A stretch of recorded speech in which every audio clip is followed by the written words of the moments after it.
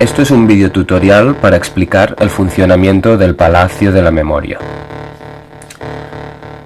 El palacio está constituido por 4 pabellones y cada pabellón representa una forma distinta de clasificar todo mi trabajo.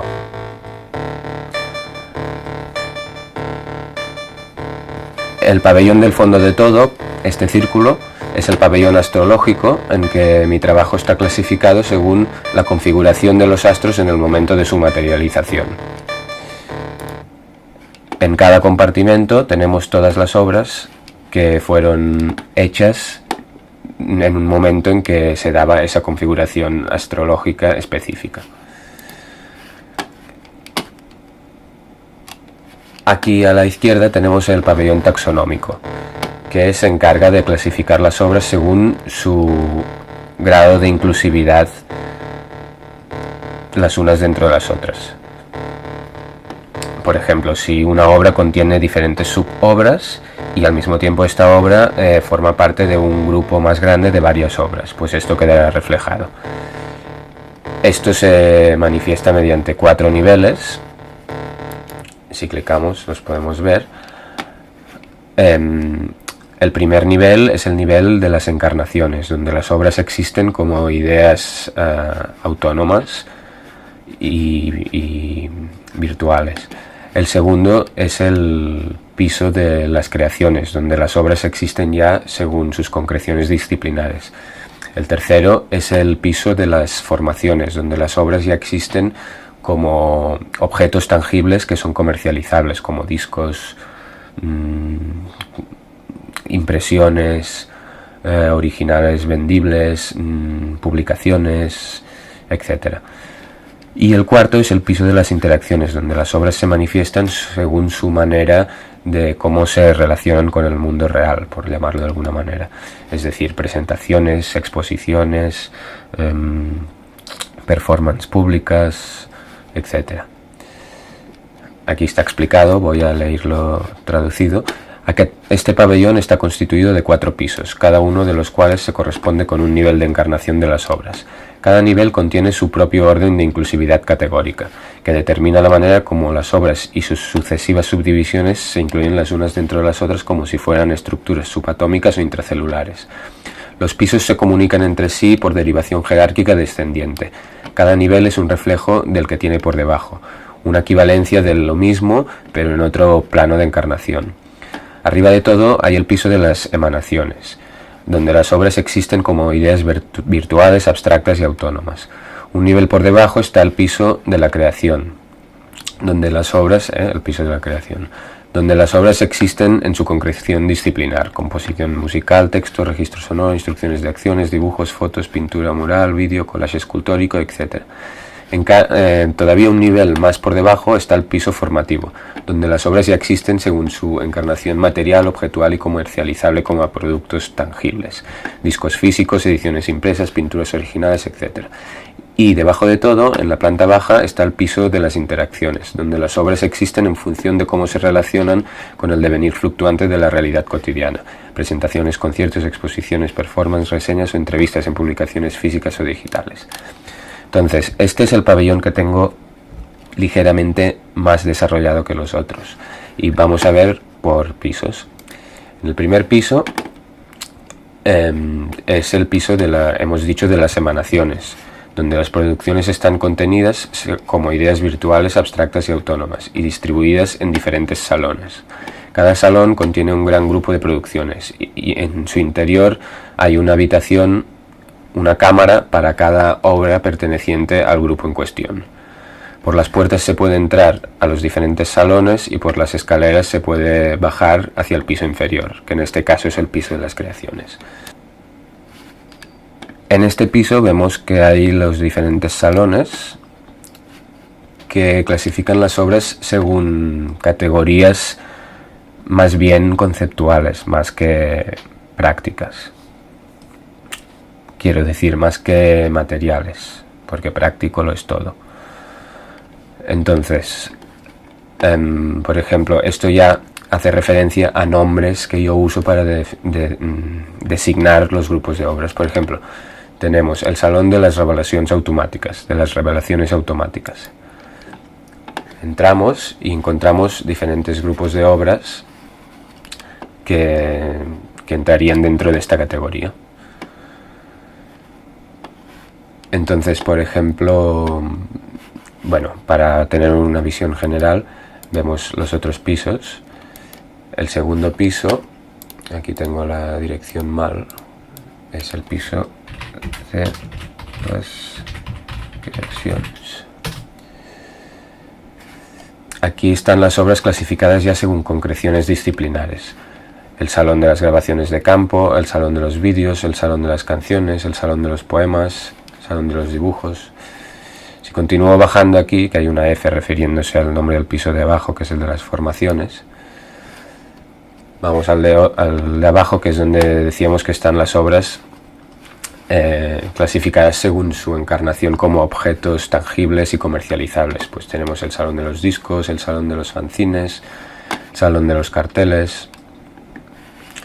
Y si continuamos un piso más abajo todavía, está el piso de las interacciones, que es donde tenemos las obras clasificadas según cómo se relacionan con el mundo social, por llamar, sí, con el mundo, con el devenir del mundo. Por ejemplo, el salón de los conciertos.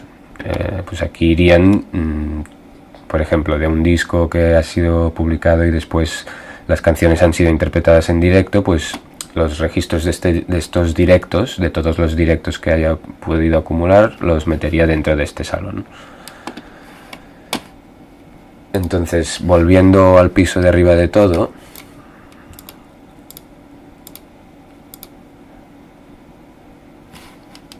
al de las emanaciones, se llaman emanaciones en cuanto a que son emanaciones de ideas en el sentido más platónico del término. De hecho, los términos de emanaciones, creaciones, formaciones y interacciones son derivados del sistema cabalístico de los 4 mundos. Por eso hay estas grafías hebreas que los designan. Entonces, en este piso, que es el de las emanaciones, como veíamos varios ejemplos de, por ejemplo, el salón coagular, estarían todas las obras que forman parte de Coagul. Entro y tenemos las distintas, que la mayoría de ellas después en el nivel de la formación se han materializado en forma de discos. Por ejemplo, la Roda de la Justicia, el Tot en Caixa, la Forja Centrípeta, estos son LPs. Pero bueno, aquí todavía existen como grupos de obras, o sea, como grupos de obras en el plano de las ideas.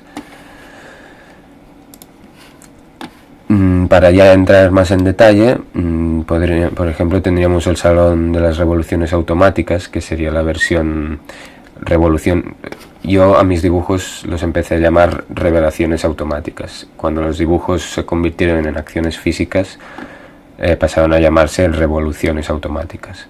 Entonces aquí, en el Salón de las Revoluciones Automáticas, si clicamos nos lleva a las acciones performáticas que tengo, clasificadas en 4 grupos. En este caso no hay mucha complejidad de clasificación. Por ejemplo, las acciones coagulares serían todas aquellas acciones que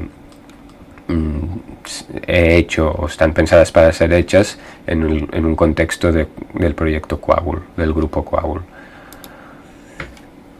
Entonces aquí tenemos la acumulación de todas las acciones coagulares. Vamos a ver una para ver un ejemplo. Por ejemplo, podemos ir a esta acción que se llama In Vino Veritas. Entonces esto nos llevaría a la ficha taxonómica de todo de esta acción en concreto, es decir, cómo esta acción, este título de esta obra se manifiesta en los 4 planos distintos. El camino que hace a través de los 4 planos, de los 4 pisos del pabellón taxonómico. Tenemos que en el piso de las emanaciones, In Vino Veritas es la idea de la sobrecarga de pulsión dionisíaca como vía de acceso a la universal. Esto sería la idea en sí misma. Entonces aquí nos especifica que esta pieza pertenece al grupo de las acciones coagulares, que es de donde veníamos, como hemos visto, y que al mismo tiempo pertenecen a las revoluciones automáticas. Las acciones coagulares pertenecían al gran grupo más grande de las revoluciones automáticas, que es el gran grupo en el que hemos accedido a través del piso de las emanaciones. Entonces, si continuamos bajando, en el piso de las creaciones, que es donde ya las obras se concretan en lo disciplinar, tenemos que in vino veritas son unas instrucciones dibujo que traducen esta idea que decíamos a acción. Aquí eso, las instrucciones y el dibujo. In vino veritas, tirarse una botella de vino por encima, duchándose de cabeza a los pies a modo de autobaptismo dionisíaco. Entonces este dibujo, que sigue siendo una derivación de esta idea, en el piso de las formaciones, donde las obras se materializan como objetos tangibles y comercializables, este dibujo vemos que forma parte de este librito impreso. Las instrucciones de In Vino Veritas han sido autopublicadas en el librito de revelaciones automáticas, que es un librito que yo mismo me hice, así como en formato fanzine, donde hay compilados estos dibujos con sus instrucciones. Entonces, continuando ya al piso de más abajo de todo, piso de las interacciones, tenemos esta acción, pues un ejemplo de cuando esta acción fue ejecutada en directo, llevada a cabo en directo, tal y como ha sucedido en diferentes conciertos del proyecto Coagul. Entonces tenemos un ejemplo.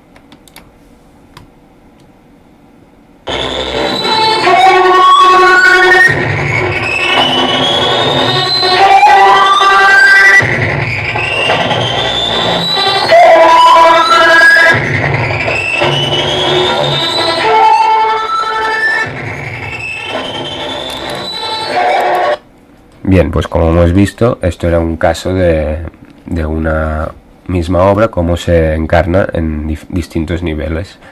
Esto era un caso muy perteneciente al ámbito de la performance. Vamos a ver otro ejemplo. Continuando atrás, aquí estábamos en el... Bueno, no, ¿por qué no? Vamos a seguir desde el punto donde nos encontrábamos. Vamos a volver aquí al piso de las emanaciones. Entonces aquí podemos ver, no sé, por ejemplo, el Salón de los Sigils. Pues aquí estarán todas las obras que se pueden clasificar bajo esa categoría. Los sigils son símbolos mágicos que según su utilización histórica son símbolos mágicos para condensar voluntades, una voluntad, una idea, una intención, en una forma abstracta. Y mediante la muestra de esta forma abstracta, la descontextualización de esta forma abstracta, se supone que se tiene que cumplir la voluntad inicial con la cual ha estado hecha. Ahora bien, yo los uso más como un método de conversión de lo representacional a lo abstracto, que no como un método con finalidades mágicas, como quien dice. Entonces, si entramos aquí, en el Salón de los Sigils, tenemos todas las obras mías que pueden ser consideradas sigils. Vamos a ver un ejemplo, Sigils metalingüísticos en el cuadrado mercurial del templo de Casanova. Esto es el título largo, pero ahora cuando clicamos vemos que ya está resumido sigils metalingüísticos. Vale, pues en el piso de las emanaciones, donde las obras existen como ideas, los sigils metalingüísticos responden a la idea de coger términos extraídos del léxico lingüístico y después convertirlos en formas abstractas, traduciendo sus letras a números y posteriormente trazando las secuencias numéricas resultantes sobre el cuadrado mágico de Mercurio. Por ejemplo, los términos en cuestión pues fueron texto, lenguaje, signo, tautología. Son términos sacados de este léxico lingüístico y entonces convertidos a formas abstractas por un proceso propio de los sigils que es basado en convertir las letras a números y entonces después trazarlas sobre unos cuadrados mágicos que existen en la tradición esotérica muy antigua, que cada cuadrado se corresponde con la naturaleza de un planeta, de un dios planetario. En este caso era el de Mercurio porque es el dios del lenguaje. Entonces, esto es la idea de esta obra. Aquí hay la especificación de su grado de inclusividad. Los sigils metalingüísticos son un conjunto de piezas que pertenece, por un lado, al Templo de Casanova, que es otra obra, que era una habitación llena de murales, donde en el suelo había dibujado este cuadrado mágico de Mercurio. Entonces los sigils fueron trazados encima de este cuadrado, que al mismo tiempo pertenece a la categoría de templos, que es este tipo de obra pertenece a un grupo de obras al que, por sus características de tomar en cuenta el espacio, las denomino bajo el término de templos. Y por otro lado pertenece a la categoría de los sigils, que es desde el salón desde donde hemos venido para llegar aquí. Entonces, en el piso de las creaciones ya vemos la concreción disciplinar de esta obra. Vemos los sigils en sí mismos, tal como fueron trazados en el suelo, donde en el suelo había este cuadrado mágico. Entonces, cada caso, por ejemplo, esto era la palabra texto. Esto era texto también, en catalán y en castellano. Este lenguaje. Este tautología. Este signo. Este proposición. Vale. Entonces, en el piso de las creaciones tenemos estas concreciones disciplinares, ¿no?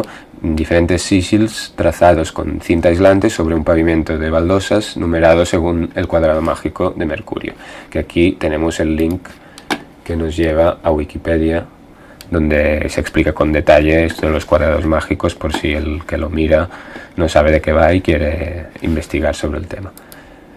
Pero bueno, esto ya es una línea de fuga del palacio.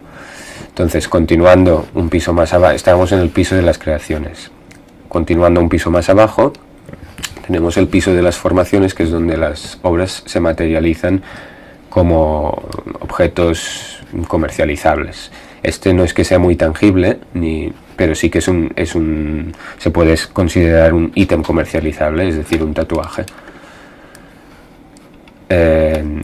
Uno de estos sigils, en concreto el de la palabra lenguaje en catalán, llenguatge, fue tatuado sobre la piel, sobre una pierna. Continuando más abajo, en el piso de las interacciones, aquí está especificado solamente que en este caso los sigils metalingüísticos no han tenido otras encarnaciones interaccionales que las sucesivas comparticiones en Facebook y Tumblr.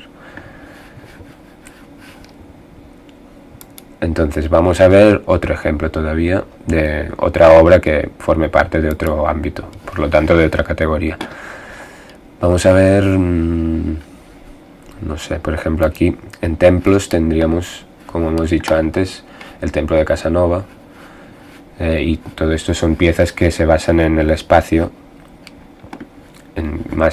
igual se podían considerar más cercanas al ámbito de la instalación.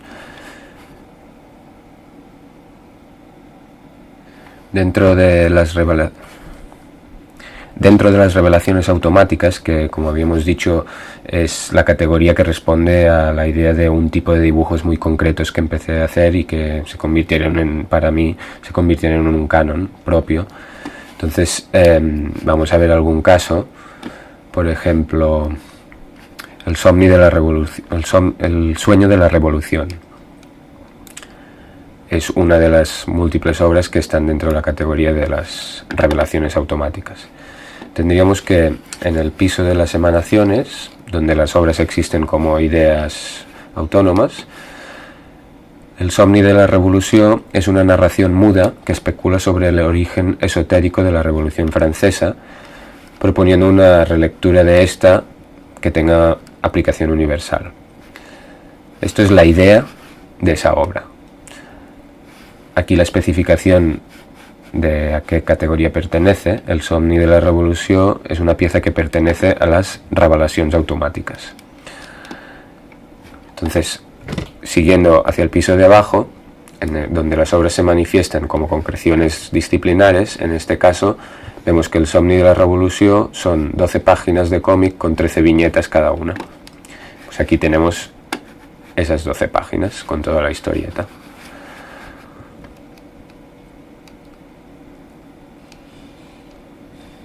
Un nivel más abajo, el piso de las formaciones, es donde hemos dicho que las obras se manifiestan en su encarnación objetual comercializable y tangible.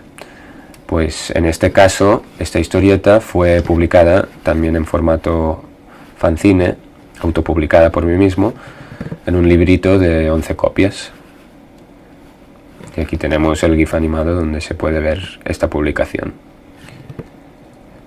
Y continuando más abajo, en el piso de las interacciones, donde las obras se manifiestan según su relación con el devenir fluctuante del mundo, tenemos la especificación de que las 12 páginas impresas de este cómic, impresas por separado en DIN A3, fueron expuestas durante un mes en el bar Heliogábal.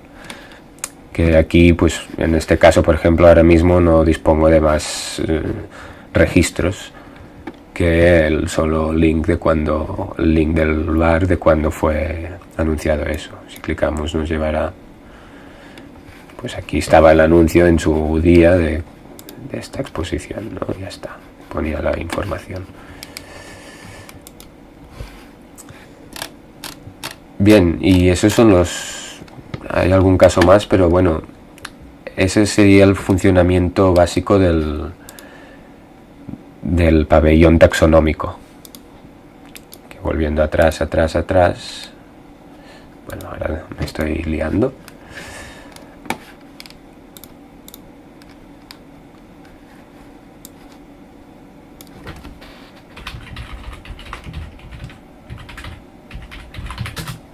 El pabellón taxonómico es este, que es de donde hemos empezado a ver toda esta parte, que es una de las 4 partes de todo el palacio solamente. Cada vez que hemos clicado en una obra, hemos empezado por aquí arriba, hemos visto cómo era como idea, después cómo era como concreción disciplinar en el piso de las creaciones, después hemos visto cómo se concretaba en el ámbito de las formaciones, cómo se forma en un objeto tangible comercializable, donde estaban pues los libritos, fanzines que se pueden vender. Y después abajo de todo es el piso de las interacciones que hemos visto cuando las obras se manifestaban de una manera que interactuaban con el mundo. Y en principio, clicando en cada sitio, o sea, todo este recorrido, a ver, es que algunos links todavía están escritos de una manera antigua y lo tengo que cambiar. Es decir, si entramos por los distintos niveles, pues también podemos hacer el mismo recorrido, pero a la inversa. Lo que pasa es que esto todavía está en fase de pruebas. Pero aquí vemos, pues estamos en el piso de las interacciones, donde tenemos lo que decíamos, o sea, cubículos donde hay contenidas todas las piezas que en el plano de la interacción con el mundo se manifiestan en forma de conciertos aquí, en forma de exposiciones irían aquí, etcétera. Esto hemos dicho que es solo uno de los 4 pabellones de todo el palacio. Volvemos al palacio en sí mismo.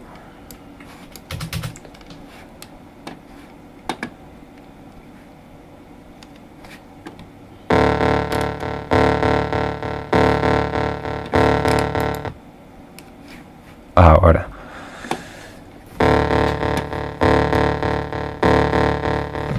nos faltaba por ver 2 pabellones, pero estos pabellones son los que menos desarrollados están y como mucho podemos explicar de qué van, pero no podemos ahondar demasiado. Por un lado estaría este, que es el pabellón genealógico, que se encarga de ordenar las obras, de mostrar cómo las obras transforman las unas en las otras. Si clicamos, iremos aquí que hay una pequeña explicación. Este pabellón está constituido por una compleja red rizomática de conexiones determinadas por el parentesco generatriz entre todas las obras. Cada obra o subobra tiene sus antecedentes y sus sucedentes, que no siempre mantienen una relación unívoca, sino que muchas veces se entrecruzan las unas con las otras de manera caótica, expandiendo el entramado según una lógica imprevisible de promiscuidad vírica. Con esto me refiero al hecho de que unas piezas se derivan en otras. Por ejemplo, si hago una acción, una performática, y después esta acción es grabada en vídeo, y con esta grabación de vídeo lo convierto en un videoclip, y este videoclip lo convierto con las capturas de pantalla en una exposición, y en esta exposición hay un concierto que se relaciona con las obras, y de ahí sale un disco, etcétera. Cómo se van transformando, van hibridando sus ámbitos disciplinares, las obras, los van hibridando para reproducirse, es decir, cómo una obra genera otra y otra genera otra, etcétera. Pues este pabellón se encargaría de mostrar eso. De momento solo es la idea de eso. Está todo por desarrollar. Y el último pabellón que faltaba nombrar era este, que es el pabellón ontológico. Que este pabellón básicamente es un sistema cosmológico que yo mismo me he montado, que se basa en planos horizontales y en líneas verticales. Las líneas verticales son ideas arquetípicas universales que se manifiestan de diferentes maneras al cruzarse con diferentes planos de realidad. Pues bien, una zona, como los planos de realidad podrían ser la ciudad, podría ser el cuerpo, podría ser el lenguaje, y las ideas arquetípicas, pues cualquier idea universal, sobre todo los sistemas esotéricos están llenos de esto. Por ejemplo, los 7 planetas, ¿no? Pues Mercurio sería el planeta el dios planetario de la comunicación. Pues en el plano del cuerpo, la comunicación podría ser la comunicación corporal, no verbal, o la propia habla, etcétera.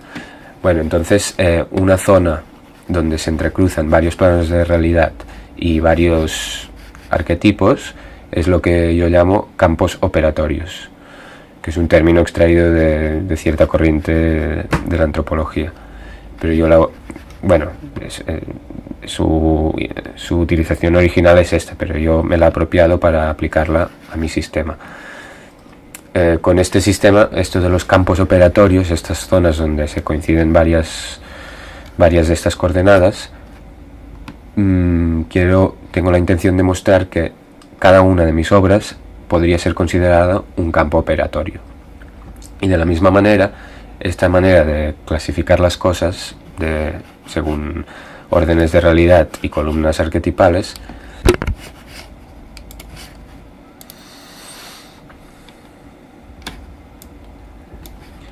es una manera de leer el mundo. Y este sería el punto de fuga, la línea de fuga donde proseguir, o sea, el último grado de